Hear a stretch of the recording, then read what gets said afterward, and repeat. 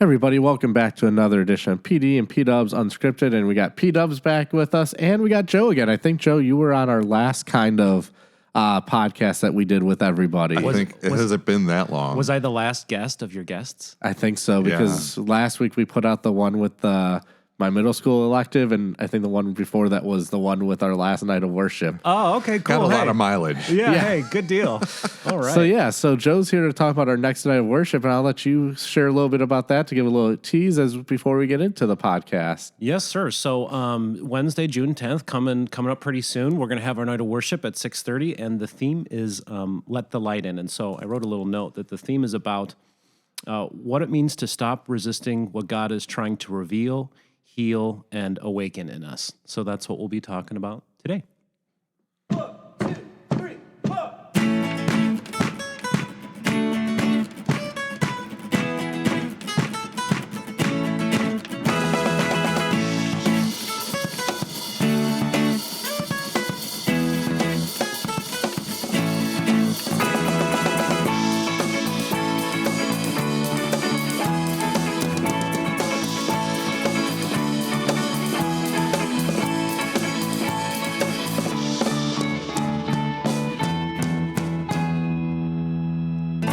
PD and P-Dubs Unscripted. Every time I hear my voice on that, I cringe a little. We need Pastor Warren's voice for that. You've got the deep, good I don't know. voice. I like yours. That's I don't have the bass for it, you know? I need that low end. PD and P-Dubs. Yeah. Unscripted. Yeah, that's what we need. We need the movie phone guy. Yeah.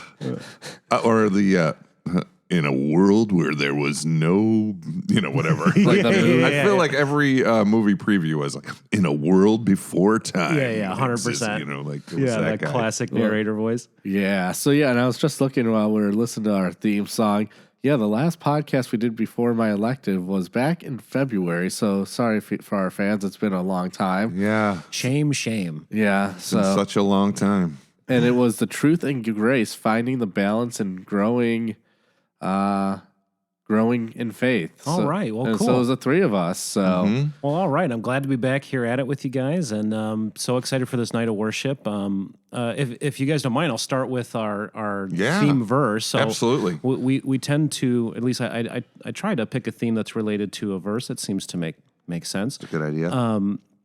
So our theme verse is from Ephesians chapter 5, starting in verse 6. It says, "Let no one deceive you with empty words, for because of these things the wrath of God comes upon the sons of disobedience.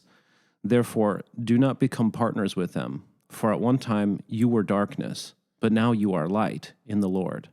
Walk as children of light, for the fruit of light is found in all that is good and right and true, and try to discern what is pleasing to the Lord. Take no part in the unfruitful works of darkness, but instead expose them, for it is shameful even to speak of the things that they do in secret. But when anything is exposed by the light, it becomes visible. For anything that becomes visible is light. Therefore it says, 'Awake, O sleeper, and arise from the dead, and Christ will shine on you.'" And so I'll just give a little background. What had inspired this theme was it was for our Easter service. We tried a new song, "Let the Light In," and when I was thinking of putting this together, like that song just kept coming back, and particularly like the ending. If you guys remember, it's like, "Open up the windows, let the light in." It's like this chant, you know. And so it just got me thinking of like,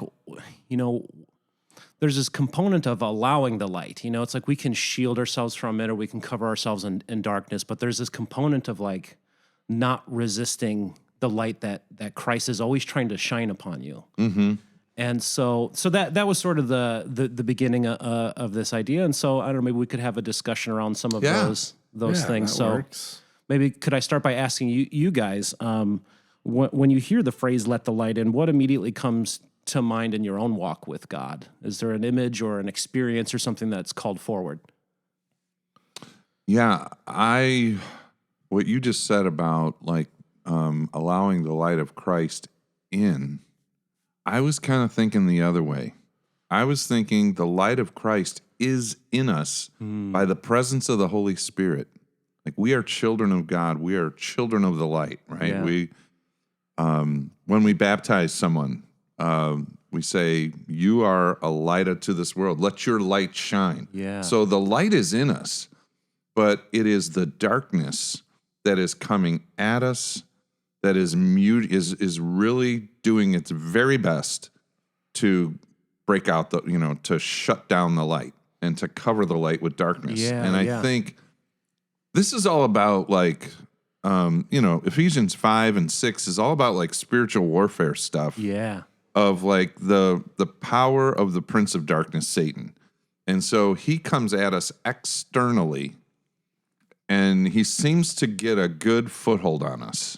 Yes. To where it not only his darkness begins to mute our light, but we seem, because of our fleshly desires, begin to take hold of the darkness and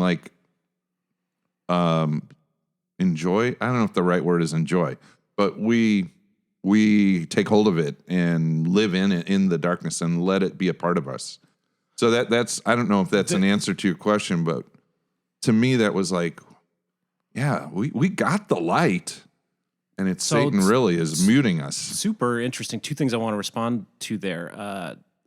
You said, maybe not joy is not the right word, but there is an element. I always call it the juice. There, you know, it's like when you're gossiping about people, you get this feeling. It's like I call it the juice. You get this feeling of being superior because, well, that's what criticism does. It implies you're above them looking down. You know? So anytime you're criticizing people, there is a part of you that it feels good. Now I would call that a cheap juice. Yeah, but and that's where willingness comes in, right? We have to have the willingness to trade that for this higher thing. But then the second thing is what you said. The light is already within us, but we do all these things to sort of cover it up. So maybe we should change to let the light out. Maybe that's what the name of this should be, is instead of let the light in.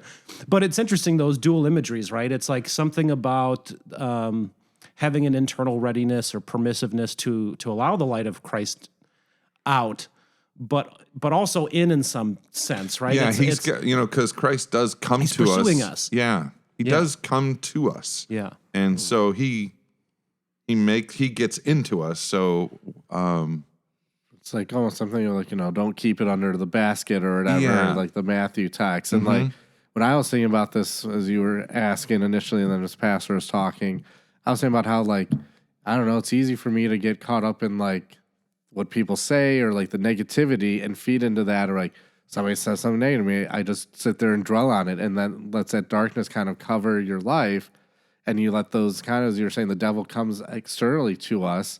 The devil comes externally sometimes through those negative things, and it just surrounds us with darkness, and that's where we need to let the light of Christ shine. Be like, you know what, I'm not a failure, I'm not a mess up, that I am a child of God, that I am loved. Yeah. I think too, this letting in versus letting out. And it's the same sort of thing with the devil, right? There's this external component coming in, but there's also this internal component coming out, where it's whether it's influence on our thoughts or our behaviors. I would say materialistic, atheistic types reject the Bible for a lot of reasons. But one of the reasons sometimes is paradoxes or formal contradictions. But I think that's actually usually evidence of something deeper. It's this thing we're talking about, where it's the light both comes in, but it shines from within out. It's also and it's the same thing with the darkness thing. It's darkness can come from the external impressing upon us, but if that takes root, it also starts to becomes in us, and now we're putting it back out into the world. So it's this feedback loop. Yep. And so it's the correct feedback loop we want is the one of love and grace with God. There's this old I cannot. Iconic. I know what you're trying to say.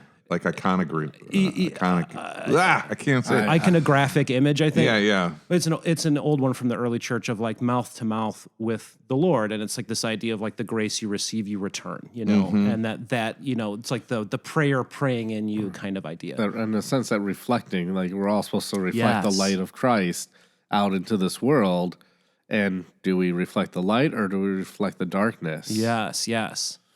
And so I think it's easy for us sometimes as Christians to slip into language where it's so easy to paint the temptations of darkness as Of course, let me try and organize what I'm trying to say here. Of course, Christ in the light is superior, but we wouldn't be tempted by things if there wasn't some draw there, you know? And that's why, like, the image of the juice is like, when we're in church and stuff, we're in this environment and we're hearing the gospel, it's really easy to be like, yeah, well, the devil's clearly so silly and such an idiot. And, you know, I won't have anything to do with that. But then, like, in our day-to-day walk, like, these temptations, they're called temptations for a reason, right? Like, there's things that are like, they're trying to draw in your enticing. attention. Yes. And the thing is, like, the devil has a playbook on each of us. So the temptations that he puts in front of all three of us is going to be different because he knows, oh, that temptation, that's not going to get P-Dubs. It's not going to get Joe, but that'll get PD. Yeah. Or this one will get Joe, but it won't get the other two. Or this one will get P-Dubs, but not the other two. So, like, the devil knows exactly what things, because as you're talking about that juice, like, he knows what juice we lean towards, or that we need, that we want to feel that, like, enjoyment or like that satisfaction in that. But for other people, it might not be that same satisfaction. Yeah, I think that's exactly spot on. There's, like, the devil is customizing the temptation. Oh, yeah. It's like a game plan. It's like, you know, I think of like a sports analogy. You know, teams have a game plan. They know the strengths and weaknesses of the other team. The devil knows our strengths. He knows our weaknesses. Yeah. And he's going to attack our weaknesses. And that's where, for us being in God's word, reflecting the light of Christ, we have a game plan for against Satan. Yeah, I think it's important to notice that because it can seem so obvious from an intellectual point of, like, obviously I want to choose the light. But, like, in practical practice in your day-to-day life, like, man, the darkness is so tempting in all these different ways. And if we don't acknowledge the power of that, it's easy to unconsciously fall into dark habits because it's outside of our awareness. We're almost not even identifying the dark as such. Well, it's almost like, I think it's in Screw Tape Letters by C.S. Lewis when he's like talking as Screw Tape, I think, to Wormwood. I think Screw Tape was the higher like devil, and Wormwood was his like underling of, oh, just show man a picture of a devil, a little cartoon devil, that he's not going to be afraid of him. And that idea of like, oh, the devil, well, God beat him, but no, he's powerful. And when we have that image of just that cartoon, oh, look at that silly little devil. He's just that little cartoon figure that we see. Yeah. He's nothing to be afraid of. Yeah. When in actuality, he does have power, and he knows how to lure us. Yeah. Yeah. Well, I was looking at verse 7 while you guys were kind of kicking that around. It says, do not become partners with them, the sons of disobedience, in verse 8. For at one time you were darkness. So I think that's Paul's reminder that prior to Christ and the Holy Spirit and God being, you know, calling us children of God, we are in darkness. And Old Testament talks about that our heart is filled with darkness and sinfulness. So I mean, that's really, you know, who we are as a human being without God. Yeah. So that darkness, as you say, is in us because of our fallen nature and our sinfulness. We so desire to feed that darkness. Yeah.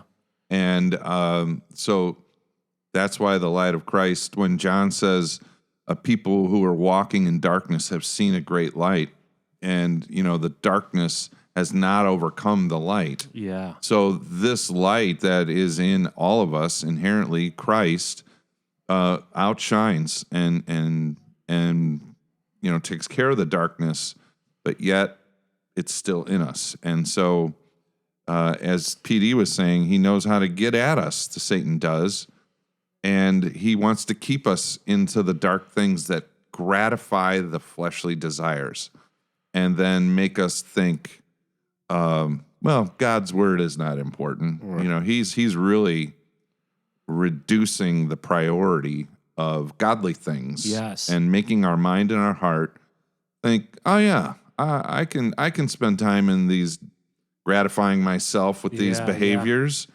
And God loves me. You know, I know it's not the best thing for me to do, but you find yourself doing them. And it's like this classic motif of Satan where it's like this false substitution. It's like part of what draws you towards sin I would call it like the false light. In some ways we could think of darkness as the false light because there is an allure to it. I like the saying, sin feels like freedom until you try to stop. Mm-hmm. So anyone who's been addicted to anything, which, you know, full admittance here, I've sadly had a lot of experience with that in my past.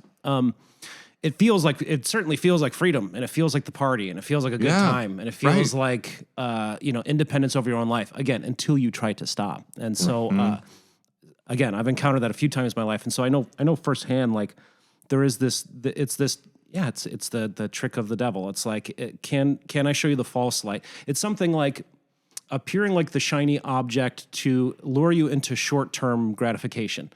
And so there's something that is like to a lot of people unappealing about, let's say, the long view that Christ is showing us. There's something that's also unattractive about it in the sense of people. It's like you're also called to carry your cross and to sacrifice. And so to like short-term hedonistic, pleasure-seeking gratification, that's the last thing that you want. And so this is part of the devil's trick, is to make the light seem like darkness. Well, I know that was part of my resistance to becoming more spiritual or more Christian, was like, it felt like, well, the party's over now. And now like Joe can no longer get to be Joe because I have to cut off these things that I identify with and I don't want to let go of, so it's like this resistance to letting go of the short-term gratification of whatever. For me, in the scene I was in, it was like drinking and drugs and music and sex and like all the usual pleasure-seeking temptations, So yeah, there's just something interesting there in that like Satan is able to confuse you about which is actually the source of light, and that darkness in itself can almost have this false luminescence quality, if that makes sense. And like that idea of like God's trying to live in our freedom and our fun. And I don't know if I've used this on the podcast, but there was a book by Kyle Idleman, and he was talking about how like his family had a goldfish, and he felt bad for the little goldfish because it's just a small little bowl. What freedom, he doesn't get to swim around a lot. But then it was, well, he's like, I got an idea. I'm going to put him in the swimming pool in the backyard, because then he has that whole big pool to swim around in. And he didn't think about the chlorine. And the fish got all that freedom to swim around in the swimming pool, but what happened?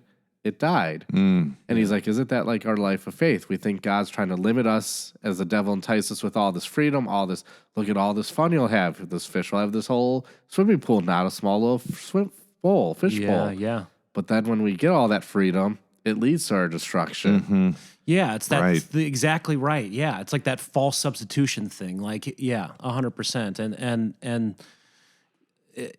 I don't think we get a choice as to whether or not we suffer. We just get a choice as to what we're going to suffer for. So it's either like suffer for Christ or suffer for your sins. That's sort of the choice we're presented with as humans. It's not, and it's again, on the surface, it's not immediately obvious, like that you shouldn't be hedonistic and gratify your own pleasures. Like I lived that way for many years, partly because I just had this thought of like, well, who really knows? It was this kind of unbounded, like I was unwilling to sort of bow to a hierarchy. And part of what that did is I had this quasi-spiritualism where everything is kind of in this vague, ephemeral bubble. And you can't really say where our place is in the universe. And it leads to this moral relativism where like, again, it's this idea of like, it's the pool, right?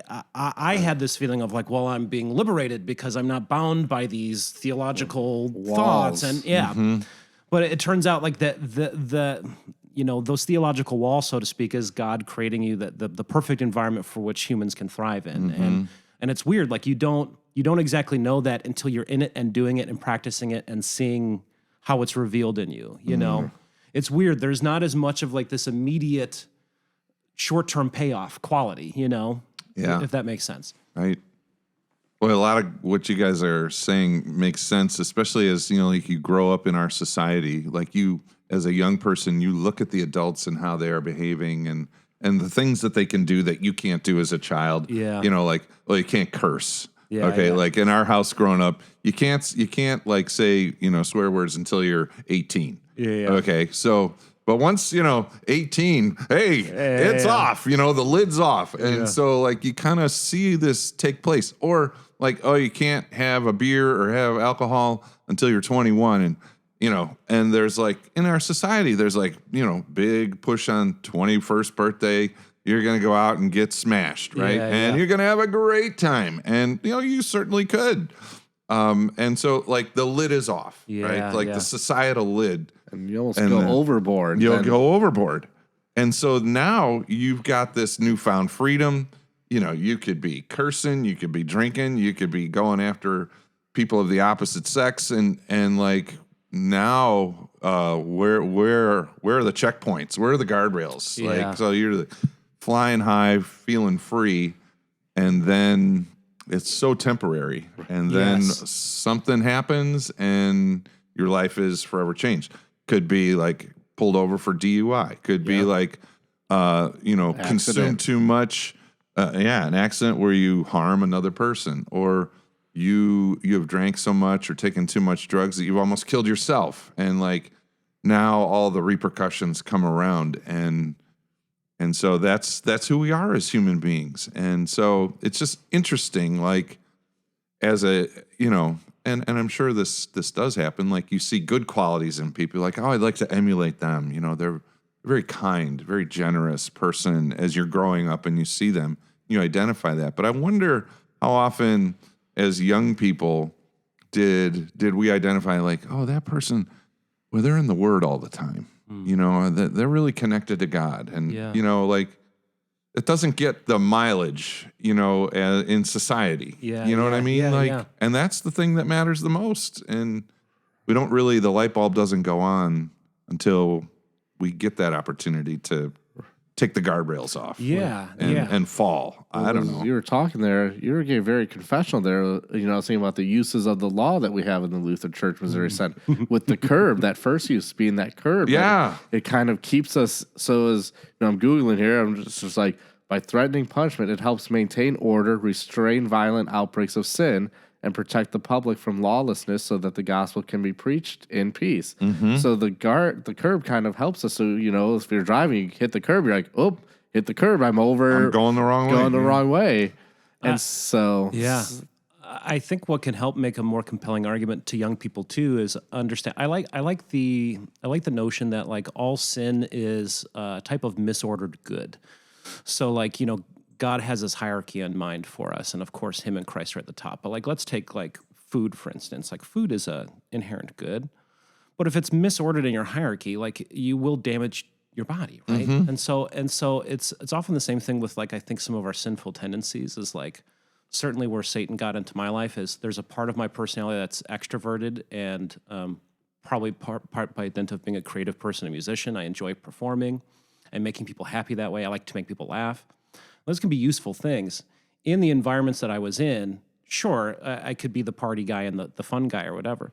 But like a better use of those same qualities is something like leading worship. Like when I sort of fell into this position of leading worship, it was like all of these disparate parts of myself that had been misused came together to form the skill basis necessary to like actually lead a church and worship. And it had never occurred to me until I started doing it. Yeah. And so it was this really shocking thing a few years ago when I came here to you guys and it just kind of happened. It was like, it also showed the through line of Christ through my whole life, where it was like I was being prepared, I think, for this. Not that it was necessary for all the sinfulness that occurred before, but again, this wonderful mark of God that even the darkness, even the things that are objectively bad are transformed into good. Yeah, it's not like it suddenly justifies my poor choices in the past. Exactly. But it does transform them now. And so, anyways, I think that's part of what can help younger people form a compelling argument, is that like, it doesn't mean that it's the end of the party. It means that your gifts will be rightly ordered, you know? Yeah.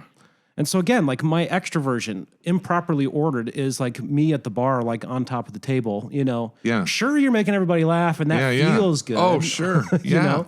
And I got addicted to that kind of thing.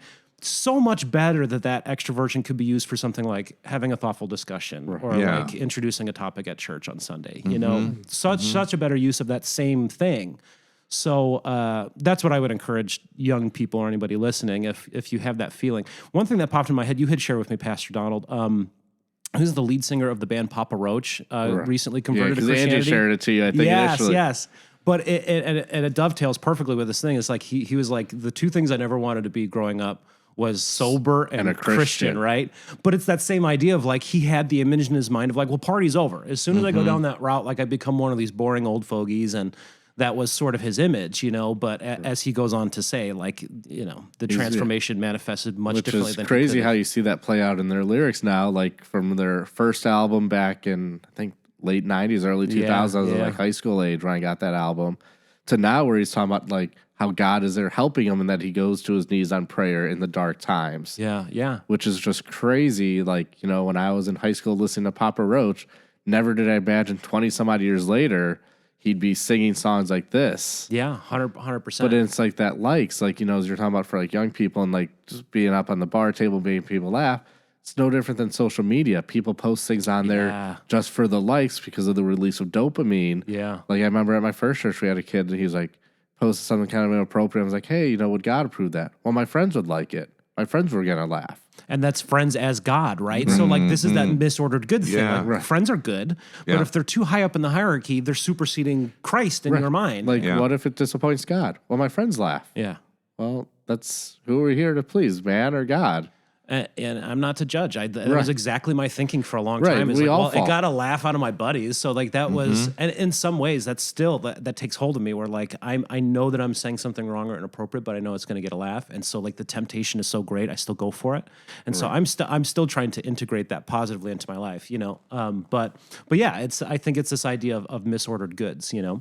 Well, and that just shows the power of ego in the human is like, you know, we're all looking to feed our egos, you know, and so when that starts happening, you know, it's like you begin to think you're more than you really are, and then pride comes, and then you got a long way down, because you're gonna fall. Pride goeth before the fall, right? Yeah. So, what you guys were talking about really correlates with the scripture. It's Paul encourages us. He says, "You were once walking in the darkness, but now presently." You are children of the light. And so he says, walk as children of the light. So for the fruit of the light is found in all that is good and right and true. Well, what is all that is good? Where can we find all that is good and right and true? It's in our Lord and Savior Jesus Christ. So that's where you find it, and that's where you try and walk in.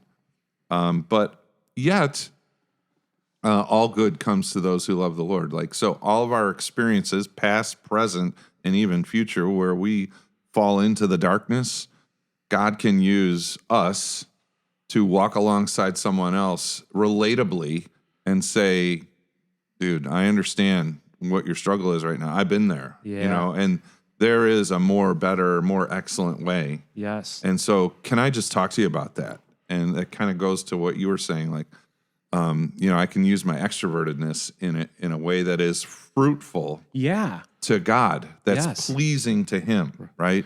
Even like, Joe, you're talking about your history of some of the things and choices.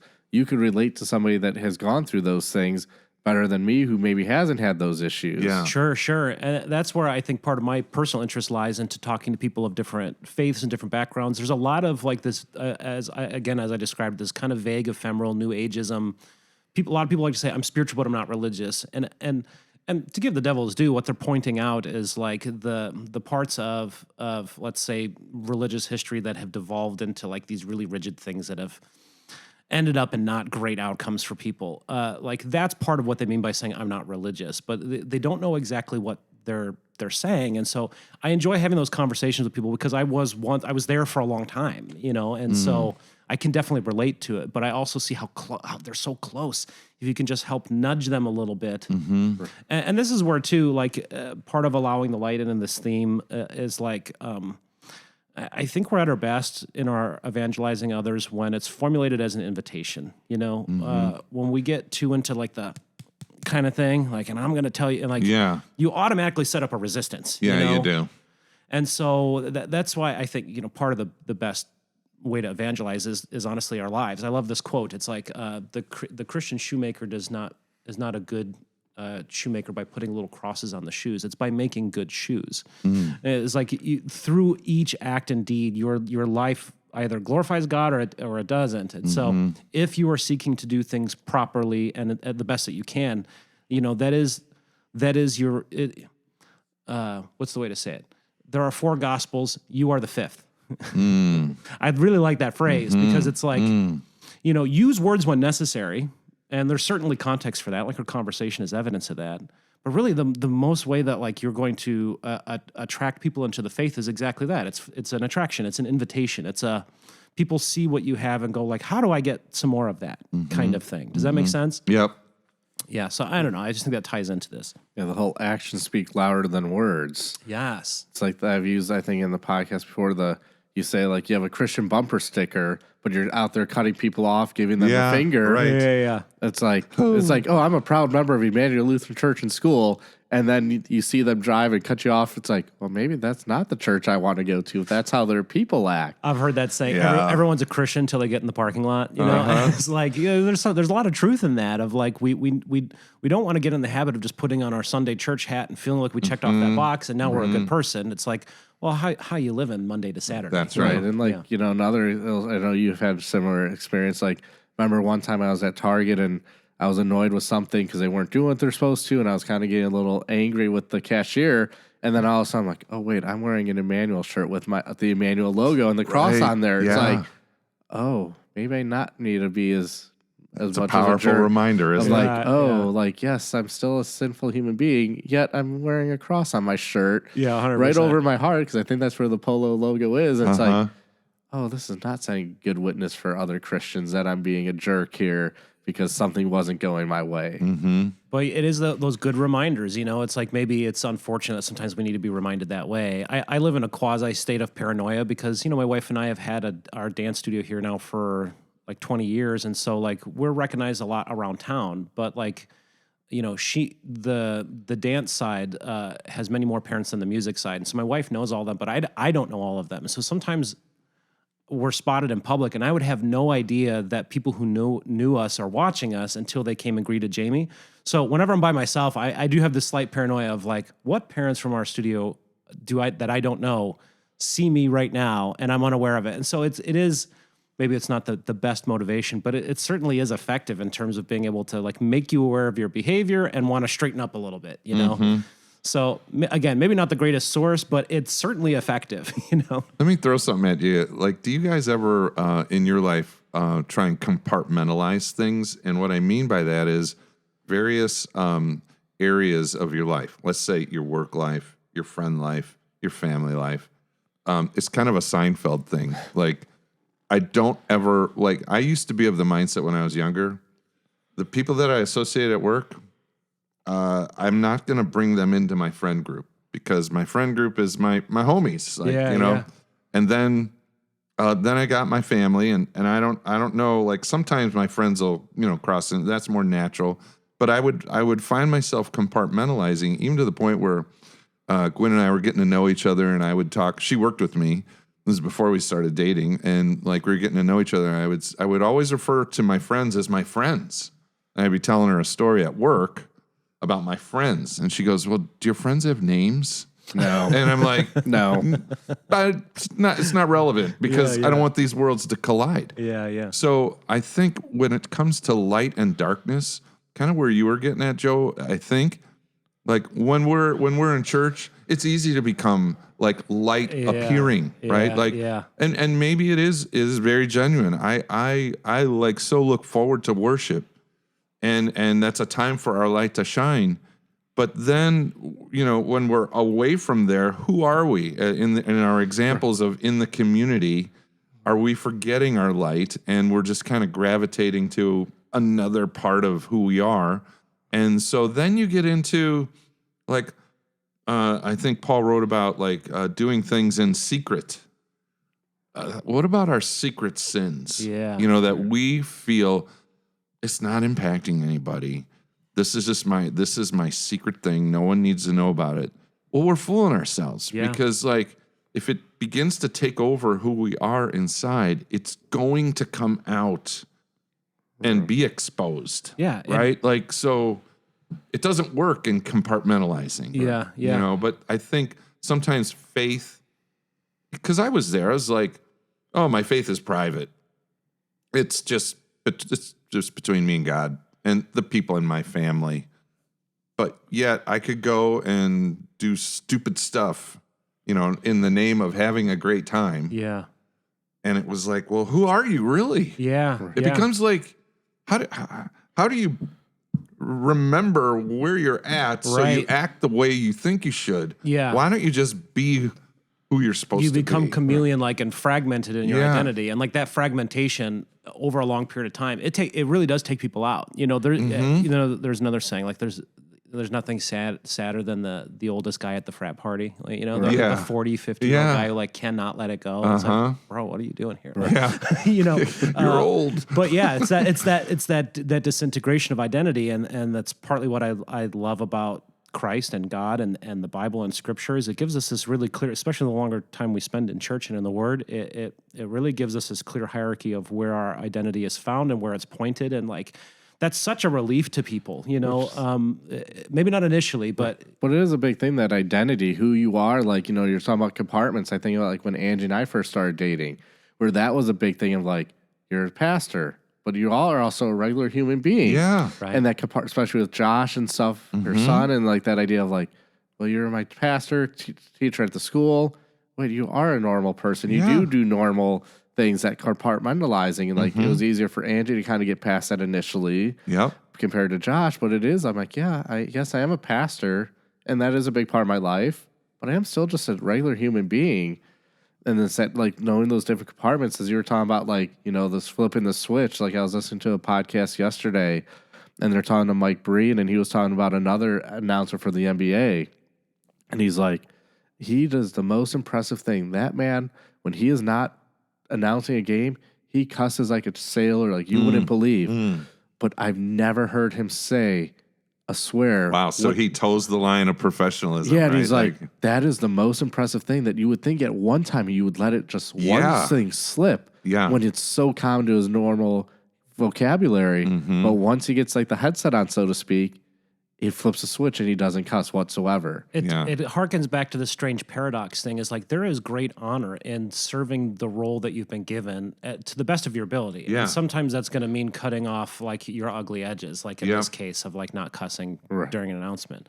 But it is also another thing to be bifurcated and so compartmentalized that you're essentially, again, the fragmented identity thing. And this has been something that's been just super heavy on my mind and heart since I was young, because I was the classic like kid that was like too much. Everything I did was just too much. I was too loud. I was too aggressive. I was too much.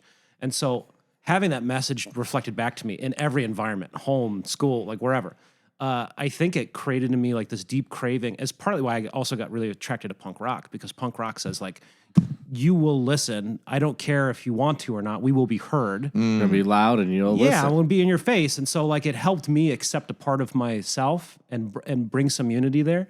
But anyways, it's a long way of saying that like I've always been very sensitive to like, I want to be the same guy to the CEO as I am to the janitor. I want to be the same guy to my pastors as I am to the congregation, as I am to my students. And that's a tricky thing. I think that's partly why I feel so compelled to have a very confessional attitude when I'm speaking to the church, because it's like I don't want to make any pretense that I'm somehow holier than I am. There are things in my life that I'm still trying to clean up with the help of God, of course. Aren't we all? It's like, and so I try to be very transparent that way, because it's like, don't think I am more than I am. I want to make that very clear to people. Right, as you're talking, reminds me of, I think it was a show. I know there was like SNL spoofed it, but that whole undercover boss, where the boss will dress up like in a different, like where it doesn't look, and see how the people treat him. Like I'm thinking of the SNL skit where is it Kylo Ren from Star Wars, and so he's like the big villain, and then he's like the higher up of the Galactic Empire, and then he's like, oh, I'm just gonna be a regular old like stormtrooper or like a regular old guy, and they're all like treating him horribly, and then it's like, oh wait, you're the boss actually. So it's like, how do you treat people? That idea. That's what I was saying, that idea of that undercover boss, where bosses will dress down or change a little bit of their appearance, and people treat them completely differently because they're not in the same context of what they normally see them as. Yeah, it's a tricky thing. What I've found too with people, like when you are, I like the saying, like people are about as comfortable with you as you are with them, and so I've made it a point that like I will not treat people special based on their role, and some people like it's such a relief to them, like especially if I have a handful of people in my orbit that are unbelievably wealthy, and they are not used to just being treated normally, but they desire it so much because their interactions have become like every interaction I have with another human being, there's like this subtext, right? Because they know they might be able to extract resources from you. And so it's this terrible burden in some sense when you become that wealthy, because it's very difficult to discern who is genuine with you. Yeah. So, anyways, I would say that's a slight gift you can give to people by being yourself everywhere. Is whether you would see them as lowly in the nature of the world or high in status. It is a relief to people to just be met where they are and for you to be as you are. Totally. And I see that when my children have, significant others, and so I meet their families, right? And so, the typical thing is, oh, what do your mom and dad do for a living? So my kids are faced with, oh, my dad's a pastor. Yeah. So that takes a mindset like, oh, your dad's a pastor. Yeah. And so there's a preconceived notion, perhaps, in like how, when they meet me, number one, how should they behave around me? Yeah. Or how will they expect me to behave? And so there is a lot to just being yourself. Yeah. And like, I think it really lowers the tension of like, because I've seen it. They're like, wow, you have a personality that's not what I would have expected being a pastor. So like be yourself. Like, how do you introduce yourself? Like in those situations you're talking, it's not like, you're going around like, I'm Pastor Warren when you meet somebody for the first time. Like if I'm meeting somebody outside of the church, I'm not like, I'm Pastor Donald, and thus you must refer to me that way. I'm just like, hey, I'm Donald. Well, they should. Well, if anything, it should be Reverend Doctor on. Yes, exactly. Let's get it right. I think at our last night of worship, you guys met my buddy Mike, but Mike is the epitome of a guy who will not treat you different. I'm not sure if you felt that with your interaction with Mike. It was great. I loved it. It's a relief in some sense, right? Now, you don't want to stray into being disrespectful, and I would say that, like, you also still want to honor people's roles. Like, I'm very aware that when I'm talking to both, I'm also talking to my pastor. So, like, I want to honor your position, but I also want to be real with you guys. And so, and I think we want that too. Right. You and I haven't talked about like old emo bands like Taking Back Sunday Yeah, it's a normal thing, or that we were at the same Atari's concert back in the day. Yeah, and reciprocally, I think it's a relief to congregants that you guys are humans, Of course, you hold this high position and you're representing Christ, and that's all important to honor. But at the end of the day, like you're humans, like the rest of us, just struggling, Well, and I hope in those situations that we're describing relationally, that where we're hoping that people see us as normal human beings who have interests, who have personalities, one kind or another, senses of humor, likes, dislikes, that somewhere in the connection of our relationship over time, that they will know that they could come to us if they have a need. Like, oh, I know this is your thing. I'm really struggling here. Yeah. Can I just authentically talk to you about that? And like that, bang, that's like the best thing. Yeah. Some sidebar off to the side or whatever. No preconceived notions, but just like recognizing an aspect of who we are. Yeah. And seeing if we could at minimum offload that from them so they could just talk about it. Relate in a human level. Right, the barriers are taken down. Like I think of one of my favorite teachers at the seminary, Dr. Seleska. I never had him really for a class until my fourth year. I think I had him for a Hebrews reading class second year, towards the end of the year. But I got to know him because he'd always play pickup basketball with us. So I got to know him on the basketball court, and it kind of broke down those barriers. Like, oh, he's somebody I feel comfortable going to, that if I do have a question theologically or about being a pastor, I could go to him because I know him from playing basketball. But he has all this years of experience as a pastor, as a professor, compared to, he's my professor. There's a separation there, but he was just one of the guys. Like, I remember joking around with him in the gym and going to his house with friends and different things and watching Super Bowls and stuff. Yep. That matters. Yeah, it really does. Ties back into our theme of like partly by participating in allowing the light to come from within or without, however you want to think about it. That's part of how we enter into communion with God and with Christ and develop a relationship and relational trust. And so, like, part of why that sticks out in my mind is one of the things the research on now is very clear is that you cannot learn from someone if you don't like them. So kids will learn from teachers that they don't like, and they'll get the facts to pass the test, and then immediately like brain dump. But like, and think in your own experience, all of the most impactful teachers you've ever had, with someone you had some kind of so it's the same thing with your pastors, and with Christ. Is you want to build that relationship because that's actually how you're influenced. Like we influence each other by relationship, right? It's that it's active participation, dialogos, and so yeah, I think that's an important aspect. Why we want to encourage people to develop this relationship with Christ is if you're hoping to be shaped or influenced by a higher power, by the light, it is relational, and absolutely, and so yeah. Yeah, I think that's a good stopping point to whet everybody's appetite for the night of worship coming up. It'll be a week from when... if this is an appetite wetter, I'd hate to... Well, what is it going to be, in the Full Metal, right? I've got so many other questions and talking points. We'll see what happens. Yeah. But yeah, so, this is coming out on Wednesday, June 3rd. And so a week from today, when you hear this, if you're listening on the day it comes out... June 10th. June 10th? June 10th. But yeah, so this is coming out a week before this podcast. Oh, okay, sorry. So yeah, if you're listening on the day it comes out on Wednesday, June 2nd, or 3rd, I'm looking at the calendar I'm messing everyone up now. So Wednesday, June 10th, 6:30 in the sanctuary, night of worship. Thank you and God's blessings. And Joe, you can hit the blue button for the outro song. All right. Thank you for letting me press the button, Pastor. See you guys.